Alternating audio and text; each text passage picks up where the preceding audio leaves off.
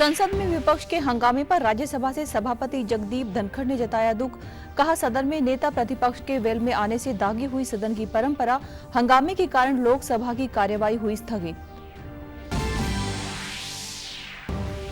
हरियाणा के मुख्यमंत्री नायब सिंह सैनी की अध्यक्षता में कल चंडीगढ़ में हुई मंत्रिमंडल की बैठक में लिए गए कई अहम फैसले।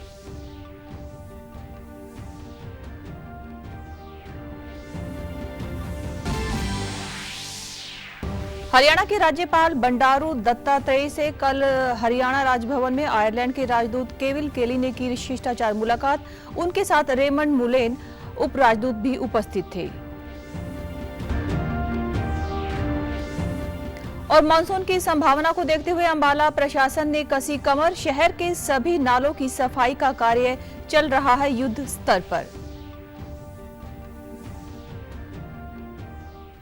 नमस्कार, मैं हूं पायल। अब समाचार विस्तार से। राज्यसभा में आज से राष्ट्रपति के अभिभाषण पर धन्यवाद प्रस्ताव पर चर्चा की शुरुआत हुई। चर्चा की शुरुआत भाजपा के सांसद सुधांशु त्रिवेदी ने की। उन्होंने कहा कि हम पांचवी बड़ी अर्थव्यवस्था तो बने हैं, लेकिन खास बात यह है कि हम उन्हें पीछे छोड़कर बने हैं जिन्होंने कभी हम पर राज किया था। 3 डिजिट की संख्या नहीं प्राप्त कर पाए, चुनाव के बाद उनके चेहरे की चमक देखिए, उनकी आवाज की खनक देखिए, उनके जलवे में धमक देखिए। ऐसा लगता है कि जैसे उन्होंने बहुत बड़ी उपलब्धि हासिल कर ली हो।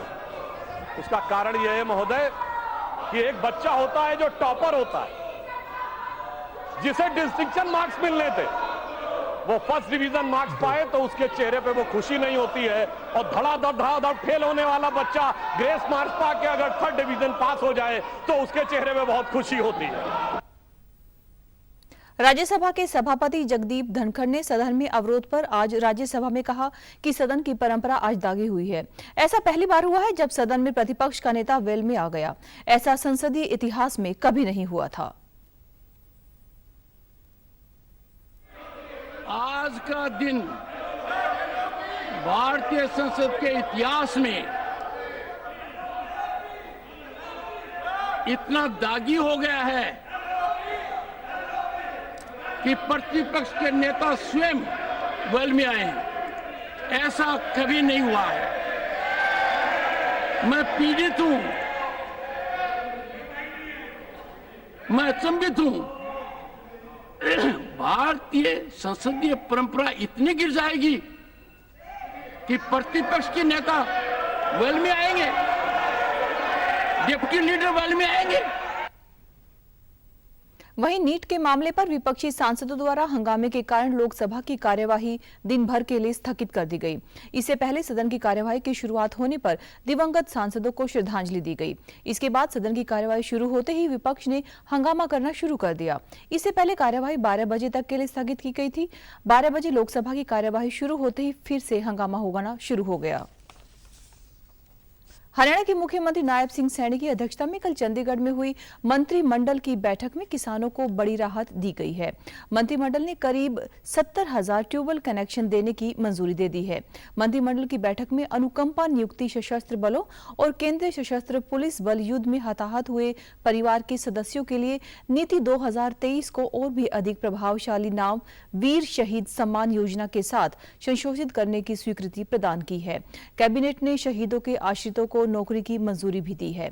मंत्रिमंडल की बैठक में शहीद सिपाही सत्यवान की बहन तथा शहीद कैप्टन कपिल कुंडू की बहन को असाधारण मामलों में छूट देते हुए सरकारी नौकरी देने को स्वीकृति प्रदान दे दी है।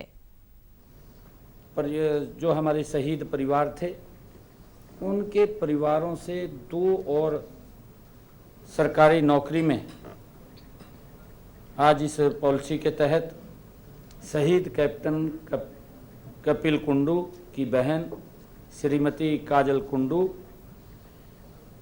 और दूसरे हमारे शहीद सत्यवान की बहन श्रीमती मंजू रानी को मौलिक शिक्षा विभाग में लिपिक के पद पर सरकारी नौकरी दी है।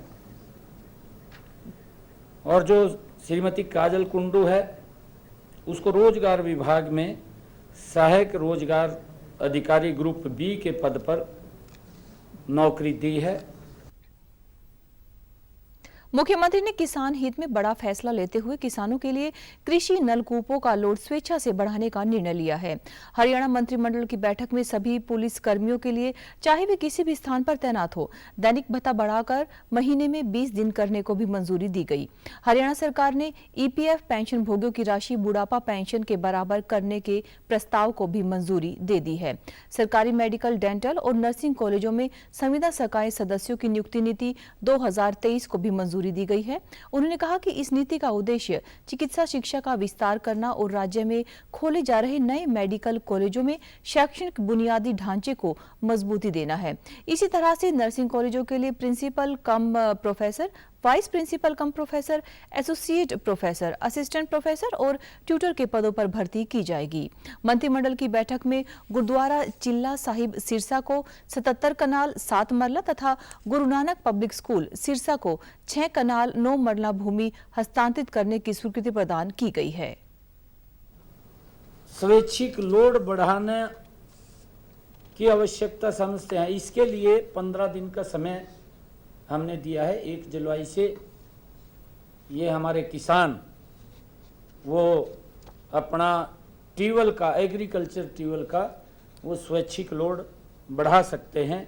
हमारे जो पुलिसकर्मी हैं जो दिन रात किसी भी समस्या को लेकर के या कोई क्राइम हो जाता है उनको बाहर रहना पड़ता है, हमने इस संशोधन को मंजूरी दी है कि अब वो 10 दिन की बजाय उनके दैनिक भत्ते की सीमा 10 दिन से बढ़ा करके उसको 20 दिन कर दिया गया है। सरकार द्वारा दिए गए भत्ते और ईपीएफ पेंशन का कुल योग भी अगर उनके कम पेंशन है तो 3000 रुपये तो उनको ये प्रति माह मिलेगी और समय समय पर भी इसको संशोधित किया जाएगा। राधा स्वामी सत्संग ब्यास के आध्यात्मिक प्रमुख बाबा गुरिंदर सिंह ढिल्लों जी से मुख्यमंत्री श्री नायब सिंह सैनी ने मुलाकात की। उनके कुशल नेतृत्व में आरएसएस भी कई सामुदायिक सेवा प्रयासों में सबसे आगे रहा है। नायब सिंह सैनी ने इस अवसर पर बाबा जी से विभिन्न आध्यात्मिक और सामाजिक विषयों पर मार्गदर्शन प्राप्त किया। वहीं पर नायब सिंह सैनी अमृतसर स्थित स्वर्ण मंदिर भी पहुंचे। मुख्यमंत्री ने दरबार साहिब में मत्था टेका और आशीर्वाद लिया। उन्होंने देश और प्रदेशवासियों की सुख समृद्धि की मंगल कामना की। मुख्यमंत्री ने दरबार साहिब में प्रसाद ग्रहण करके सेवा भी की। हरियाणा के राज्यपाल बंडारू दत्तात्रेय से कल हरियाणा राजभवन में भारत आए आयरलैंड के राजदूत केविन केली ने शिष्टाचार मुलाकात की। उनके साथ रेमन मुलेन उपराजदूत भी उपस्थित थे। राज्यपाल ने दोनों राष्ट्रों के पारस्परिक लाभ के लिए शिक्षा, कृषि, विज्ञान और प्रौद्योगिकी के क्षेत्र में हरियाणा सहित दोनों देशों के बीच सहयोग और विस्तार की आवश्यकता पर बल दिया। उन्होंने अनुसंधान और विकास के क्षेत्र में अधिक सहयोग की आवश्यकता पर भी बल दिया। केविन केली ने राज्यपाल को बताया कि लगभग 12,000 भारतीय छात्रों ने आयरलैंड में आगे की पढ़ाई के लिए आवेदन किया हुआ है। उन्होंने यह भी कहा कि हर साल उन छात्रों की संख्या बढ़ती जा रही है। राज्य चुनाव आयोग की कुशल और पारदर्शी कार्य प्रणाली से अवगत करवाया। राज्यपाल दत्तात्रेय ने उन्हें हरियाणा की महान सांस्कृतिक विरासत के बारे में भी बताया, जहां पर भगवान कृष्ण ने कुरुक्षेत्र में गीता का उपदेश दिया था। हरियाणा के परिवहन मंत्री असीम गोयल ने कहा कि प्रदेश के सभी बस स्टैंडों को रेलवे स्टेशन की तर्ज पर ग्रीनरी लगाकर और सफाई करके खूबसूरत बनाया जाएगा। गुरुग्राम और पीपली कुरुक्षेत्र में पीपीपी मोड़ पर विशेष प्रकार के बस स्टैंड बनाए जाएंगे। राज्य में आवश्यकता अनुसार बस क्यू शेल्टर भी बनाए जाएंगे। परिवहन मंत्री असीम गोयल ने कल चंडीगढ़ में परिवहन विभाग की समीक्षा बैठक की। परिवहन मंत्री ने समीक्षा बैठक में विभागीय अधिकारियों को निर्देश दिए कि राज्य परिवहन विभाग के सभी डिपो और सब डिपो में बस स्टैंड परिसर का रख रखाव बेहतर होना चाहिए। साफ सफाई के साथ साथ खाली जगह को पार्क की तरह से विकसित करें और वहां पर घास व पेड़ पौधे लगाकर ग्रीनरी बनाएं ताकि बस स्टैंड का नजारा खूबसूरत लगे। उन्होंने सभी बस स्टैंडों पर सुलभ शौचालयों की सफाई व्यवस्था को दुरुस्त करने और जहां पर जरूरत हो वहां पर मुरम्मत या नव निर्माण भी करवाना जाना चाहिए। परिवहन मंत्री ने कहा कि जन संवाद पोर्टल पर बस क्यू शेल्टर के निर्माण की मांग को लेकर जितने आवेदन प्राप्त हुए हैं उनको प्राथमिकता के आधार पर निर्मित करवाया जाए। परिवहन मंत्री ने यह भी बताया कि प्रदेश की आर्थिक राजधानी कहे जाने वाले गुरुग्राम तथा धार्मिक नगरी कुरुक्षेत्र के पास पीपली में विशेष प्रकार के बस स्टैंड बनाए जाएंगे। इनमें कमर्शियल दुकानें चलाने के लिए मॉल टाइप डिजाइन तैयार किया जा रहा है। हरियाणा के कृषि एवं किसान कल्याण मंत्री कंवरपाल ने अधिकारियों को निर्देश दिए हैं कि यमुना नगर निगम तथा जगाधरी में उपमंडल स्तर पर मिनी सचिवालय के भवन का निर्माण करने के लिए जल्द से जल्द कदम उठाए जाए। कृषि एवं किसान कल्याण मंत्री कंवरपाल ने चंडीगढ़ में अधिकारियों की बैठक की अध्यक्षता की। इस अवसर पर विधायक घनश्याम दास अरोड़ा भी उपस्थित थे। हरियाणा के कृषि एवं किसान कल्याण मंत्री कंवरपाल ने कहा कि नगर निगम यमुनानगर के नए कार्यालय भवन के लिए हरियाणा राज्य कृषि विपणन बोर्ड से जमीन ली जाएगी। उन्होंने अधिकारियों को इस उपलब्ध जमीन के परिवर्तन की औपचारिकताएं जल्द ही पूरी करने के लिए निर्देश भी दिए। उन्होंने कहा कि यह भवन यमुनानगर के उपायुक्त कार्यालय के सामने बनाया जाएगा, जिससे कि नागरिकों को अपने कार्य से नगर निगम कार्यालय जाने में सुविधा होगी। उन्होंने अधिकारियों को जगाधरी उपमंडल के लिए मिनी सचिवालय का भवन भी जल्द ही बनाने के निर्देश दिए, ताकि लोगों को छोटे छोटे तथा आवश्यक कार्यों के लिए अलग अलग कार्यालयों के चक्कर न काटने पड़े। कारगिल विजय दिवस रजत जयंती महोत्सव के अंतर्गत 32 सदस्यों का D5 मोटरसाइकिल सेना का एक दल आज कुरुक्षेत्र विश्वविद्यालय पहुंचा। यहां पहुंचने पर सेना के इस दल का भव्य स्वागत किया गया। इस मौके पर संवाद कार्यक्रम का आयोजन भी किया गया। भारतीय सेना के अतिरिक्त तोपखाना महानिदेशक मेजर जनरल अरविंद यादव ने इस कार्यक्रम में मुख्य अतिथि के रूप में शिरकत की। इस मौके पर मेजर जनरल अरविंद यादव ने बताया कि इस कार्यक्रम का उद्देश्य कारगिल युद्ध के योद्धाओं और शहीद हुए वीरों के परिजनों से संपर्क स्थापित करना और उन्हें सम्मान देना है। इस कार्यक्रम में कारगिल योद्धाओं और उनके परिवारजनों को सेना की ओर से सम्मानित किया गया। इन सभी को सम्मान स्वरूप 35,000 रुपए व शाल प्रदान की गई।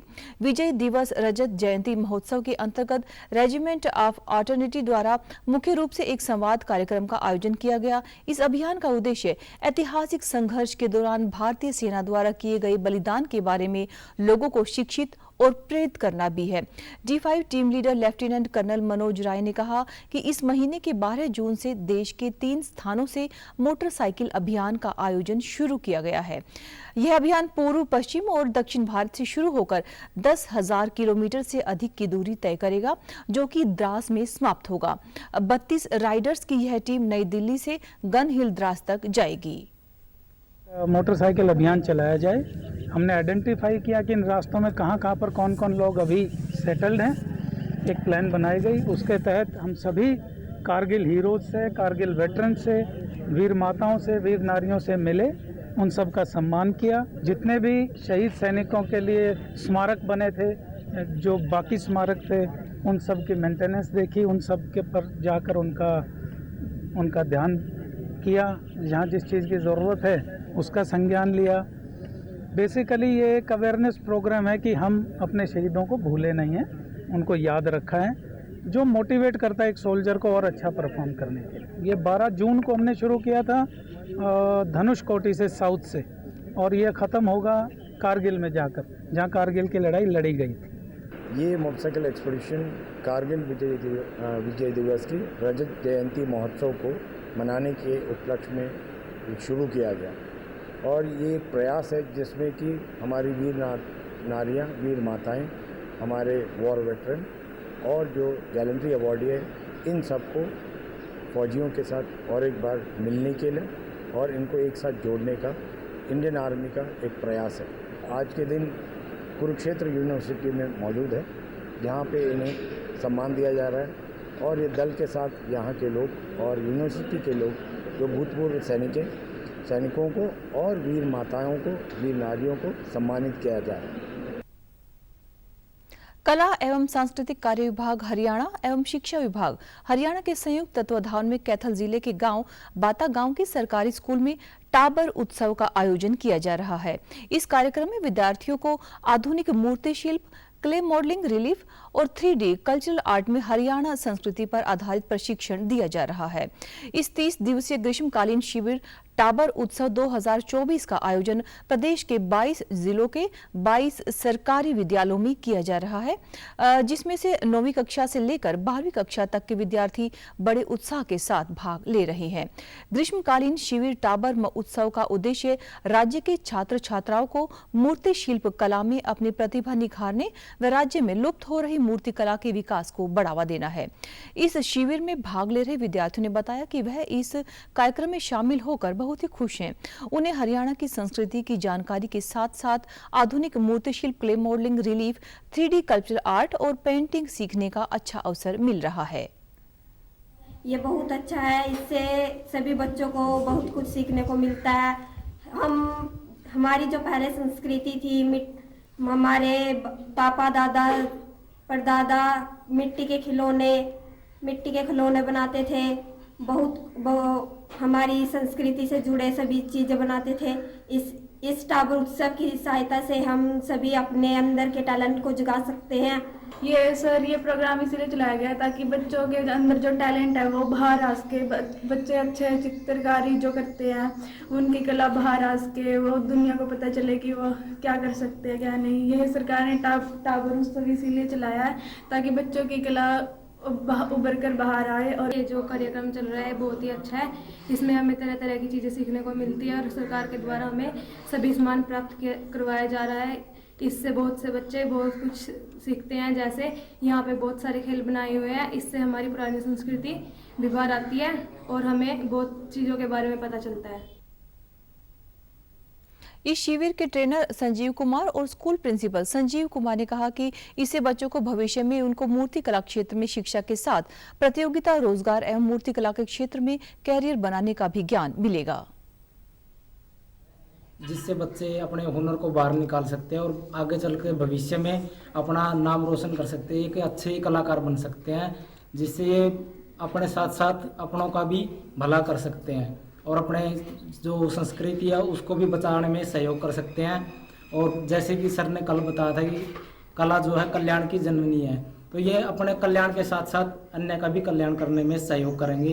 ये सरकार का बहुत ही अच्छा उत्तम प्रयास है सर।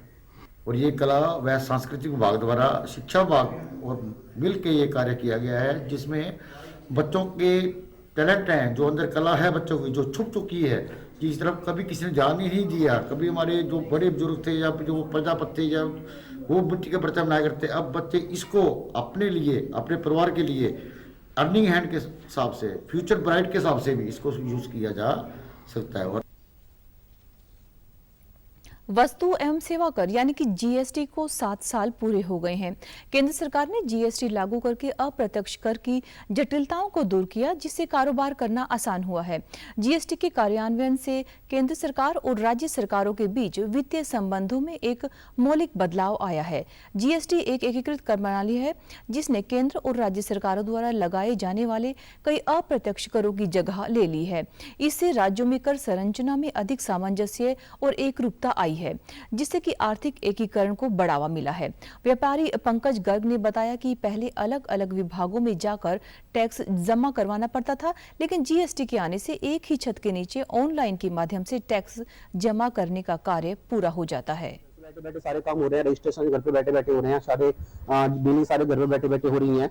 और डिपार्टमेंट के आज डिपार्टमेंट का जो इंटरफेरेंस बहुत कम हो गया है। पहले अलग अलग डिपार्टमेंट्स का अलग इंटरफेरेंस था, आज सारा बन के जीएसटी डिपार्टमेंट बन गया है। तो अलग हालांकि हम जानते हैं कि थोड़ा सा इसमें लूपहोल है कि इसमें ये प्रॉपर ऑफिसर जीएसटी वालों को देना चाहिए अलग, जिसमें जैसे 3 डिपार्टमेंट है, जो आपका रेंज अलग है और इसमें आपका ऑडिट अलग है और एंटी विजन अलग है, तो उसको थोड़ा सा गवर्नमेंट को ठीक करके प्रॉपर ऑफिसर इसमें रखना चाहिए, ताकि रजिस्टर्ड डीलर्स को जो है अलग अलग उसमें ऑफिसर्स के पास ना जाना पड़े।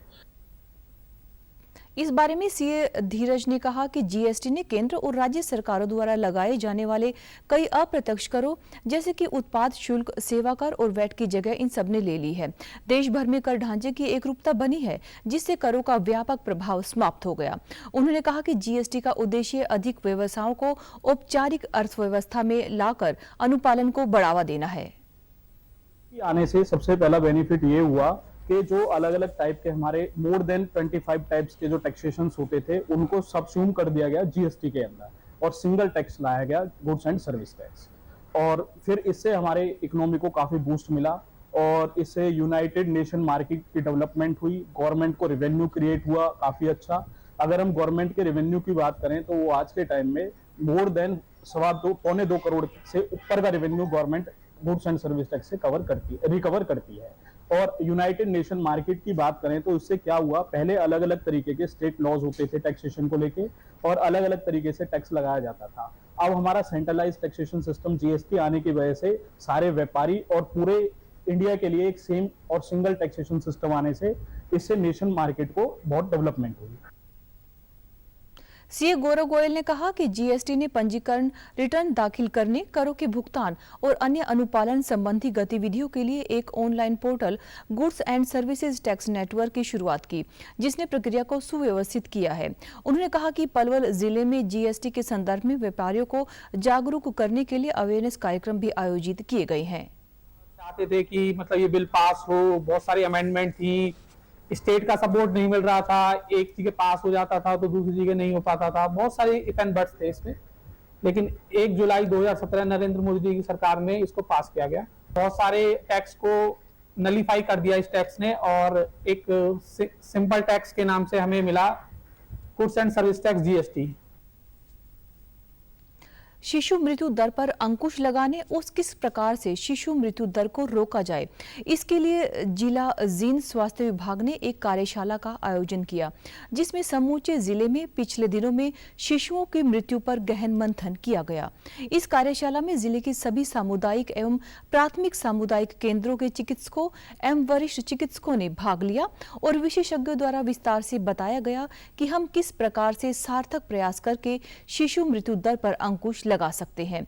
Civil surgeon doctor Gopal Goyal ने बताया कि यह जानने के लिए कार्यशाला का आयोजन किया गया है कि शिशु की मृत्यु क्यों हुई और किस कारण से हुई, क्या यह कमी स्वास्थ्य विभाग की रही या फिर अभिभावकों की ओर से हुई, ताकि इन कमियों को भविष्य में दोहराया ना जा सके।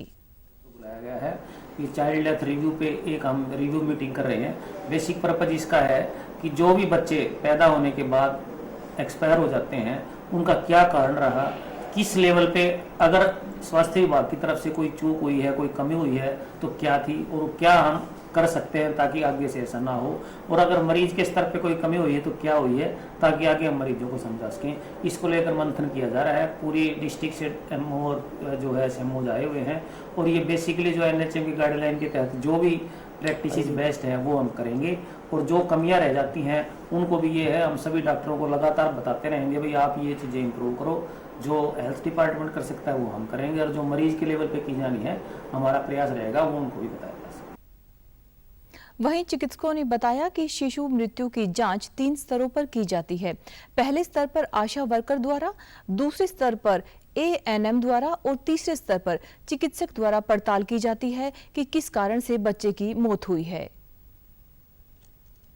कि हम जितने भी प्रिवेंटेबल चाइल्ड डेथ हैं, जो भी हम 5 साल तक के बच्चे हैं जिनको भी हम बचा सकते थे और अभी हम नहीं बचा पाए, कि फ्यूचर में हम वो स्टेप उठाएं कि जितने भी हम प्रिवेंट कर सकते हैं उनको हम बचा लें और प्रिवेंटेबल डेथ कोई भी ना हो, वो प्रिवेंटेबल जितनी भी चाइल्ड डेथ हैं वो 0 हो जाएं।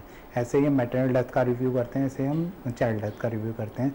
तो आज हम अपने सभी मेडिकल ऑफिसर्स के साथ मिलके एक क्वालिटी उसको रिव्यू को इम्प्रूव कैसे करें उसके ऊपर काम कर रहे हैं। तो इस मीटिंग का पर्पज़ यही है कि चाइल्ड डेथ रिव्यू हम करते हैं तो जो 5 साल तक के बच्चे हैं, हमारे एरिया में अगर किसी भी बच्चे की 5 साल से छोटे की डेथ हो जाती है तो हम हर एक बच्चे का डिटेल एनालिसिस करते हैं उसकी डेथ के बाद कि किस कारण से बच्चे की डेथ हुई। उसमें अलग अलग लेवल पे हमारी जो ये एनालिसिस है होती है। पहले लेवल का एनालिसिस हमारी आशा वर्कर करती है गाँव में, दूसरे लेवल का एनालिसिस हमारी जो एएनएम है वो करती है और तीसरे लेवल का जो एनालिसिस है हमारे मेडिकल ऑफिसर और एलएचवी जो है वो करते हैं। तो इसमें डिटेल में परफॉर्मे भरे जाते हैं। हम कारण पता करने की कोशिश करते हैं कि अगर बच्चा मर गया तो क्यों मर गया। प्रधानमंत्री नरेंद्र मोदी रविवार को सवेरे 11 बजे आकाशवाणी पर मन की बात कार्यक्रम में देश और विदेश में लोगों के साथ अपने विचार साझा करेंगे। यह इस मासिक रेडियो कार्यक्रम की 111वीं कड़ी होगी। श्री नरेंद्र मोदी की लगातार तीसरी बार प्रधानमंत्री पद संभालने के बाद मन की बात का यह पहला कार्यक्रम होगा। इसे आकाशवाणी के समूचे नेटवर्क AIR न्यूज वेबसाइट और न्यूज ऑन IR के मोबाइल ऐप पर भी प्रसारित किया जाएगा। आकाशवाणी समाचार, दूरदर्शन समाचार, प्रधानमंत्री कार्यालय और सूचना तथा प्रसारण मंत्रालय के YouTube चैनलों पर भी इसकी लाइव स्ट्रीमिंग की जाएगी। आकाशवाणी पर हिंदी में कार्यक्रम के प्रसारण के तुरंत बाद इसे क्षेत्रीय भाषाओं में प्रसारित किया जाएगा। आज गुरुग्राम में भारतीय जनता पार्टी के मुख्य प्रवक्ता जवाहर यादव के नेतृत्व में आम आदमी पार्टी के विभिन्न नेताओं प्रियदर्शनी सिंह एवं उनके समर्थकों ने भारतीय जनता पार्टी में आस्था व्यक्त की। उन्होंने कहा कि हमें नरेंद्र मोदी सरकार द्वारा पिछले 10 सालों में सबका साथ सबका विकास की नीति द्वारा किए गए विकास कार्यों ने पार्टी में शामिल होने के लिए प्रेरित किया। अब हम सब मिलकर तीसरी बार राज्य में सरकार लाने के लिए दिन रात मेहनत करेंगे। मेटाबॉलिक हड्डी रोग विकारों का एक समूह है जो हड्डियों की ताकत को प्रभावित करता है। खनिज जैसे कि कैल्शियम, फास्फोरस या विटामिन डी का असंतुलन हड्डी के द्रव्यमान विकास और टर्नओवर यानी कि नए ऊतकों को बनने में बाधा डालता है। हड्डी कोशिका गतिविधि को प्रभावित करने वाले कारक जैसे कि आनुवांशिक स्थितियां और विटामिन की कमी आमतौर पर खनिज असंतुलन का कारण बनती है, जिससे हड्डियां कमजोर होने लगती हैं। मेटाबॉलिक हड्डी रोग जन्मजात हो सकते हैं या फिर आने वाले जीवन में भी विकसित हो सकते हैं। एक समूह है जो हड्डियों की ताकत को प्रभावित करता है। खनिज जैसे कैल्शियम, फास्फोरस या विटामिन डी का असंतुलन हड्डी के द्रव्यमान विकास और टर्नओवर यानी हड्डी के नए ऊतकों को बनने में बाधा डालता है। हड्डी कोशिका गतिविधि को प्रभावित करने वाले कारक जैसे आनुवंशिक स्थितियां और विटामिन की कमी आमतौर पर खनिज असंतुलन का कारण बनते हैं, जिससे हड्डियां कमजोर होने लगती हैं। मेटाबॉलिक हड्डी रोग जन्मजात हो सकता है या फिर आने वाले जीवन में भी विकसित हो सकता है। मेटाबॉलिक बोन डिजीजेस जो होती हैं इसमें कई प्रकार की होती हैं। ज़्यादातर इसमें जो है वो calcium metabolism, phosphorus, vitamin D, protein metabolism भी, यूरिक एसिड, ये सारे इन्वॉल्व होते हैं।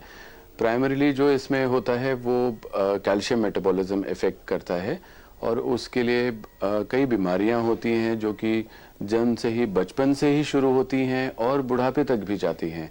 बचपन से अगर हम शुरू करें तो बच्चों में अगर विटामिन डी की कमी हो, कैल्शियम की कमी हो तो रिकेट्स नाम की बीमारी होती है जो कि जिसमें कि विटामिन डी और कैल्शियम की कमी की वजह से हड्डियां, बहुत सारे सिम्टम्स आ जाते हैं बच्चों को, जैसे कि उनके जो स्कल की हड्डी होती है वो थोड़ी सॉफ्ट रहती है, माथा थोड़ा फूला रहता है, दांत निकलने डिलेड हो जाते हैं या गलत निकलते हैं, उनके कलाई की हड्डियां चौड़ी हो जाती हैं, घुटने टेढ़े हो जाते हैं, रीढ़ की हड्डियां भी टेढ़ी हो सकती हैं, उनके छाती में भी बोन्स की बनावट अलग बन सकती है, पेट थोड़ा सा निकला हुआ होता है।